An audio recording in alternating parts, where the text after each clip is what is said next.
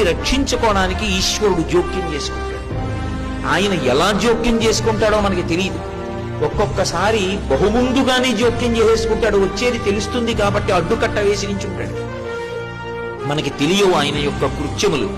భక్తుణ్ణి మాత్రం ఆదుకుని తీరుతాడు ఈశ్వరుడు. నన్ను నమ్మండి అంతే, అంతకన్నా నేను చెప్పలేను.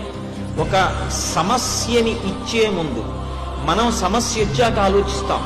భగవంతుణ్ణి నమ్ముకున్న వాడి గురించి పరమేశ్వరుడు సమస్య ఇవ్వడానికి ముందు వాడికి పరిష్కారం ఎలా చూపించాలని ఆలోచిస్తాడు.